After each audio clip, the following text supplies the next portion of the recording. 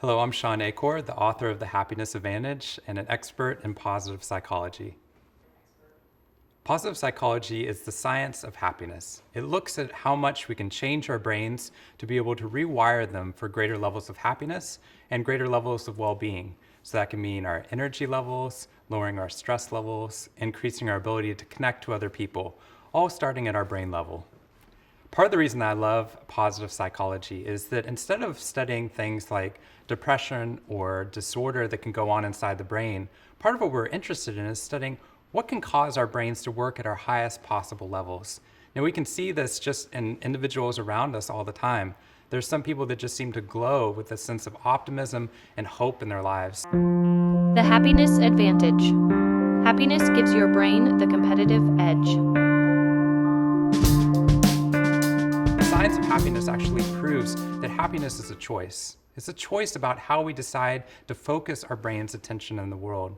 Most of us think if I can just have something happen, then I'll feel happier. If I drink something, I'll feel happier. If I get a job, I'll feel happier. I'll feel happy when I retire. I'll feel happy when I feel better. And in each of those moments, happiness is off in the future after success. But the problem is, success for the brain is a moving target. So every time you hit that success moment, what does our brain do? It changes the goalpost of what success looks like. So you get into that school, or you feel better for a little bit, or you get that job, but that doesn't make us happy forever. What we found is that if you switch the order, if you prioritize happiness now, if you raise your levels of optimism, connect more deeply with your social support networks, and see stress as a challenge instead of as a threat, what we find is that we can then increase all of your success outcomes. If you think about it, we all make sure that we try and eat healthy or that we get enough sleep because we know that we have to fill our tank. What we're learning from the science of happiness is you have a tank that's related to happiness, and that happiness is actually the fuel for the success in all the other domains. We find if we can actually fill your levels of happiness, we can actually increase the likelihood of you choosing to eat healthier or to exercise or to do all the things you wanted to do in the first place. It starts with a single step.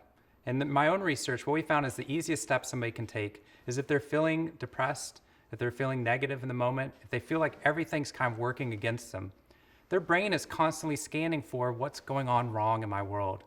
If we can flip it and get their brain to look for what's going on right in their world, some incredible things happen. They start to feel greater levels of meaning in their life and connection. The easiest way that you can start to do this is we found that if you just say out loud 3 things you're grateful for, that are new that have happened over the past 24 hours.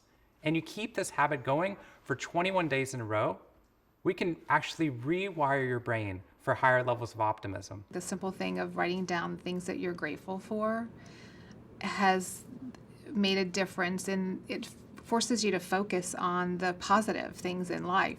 Optimism scientifically is learned, and you can teach yourself that by actually practicing gratitude.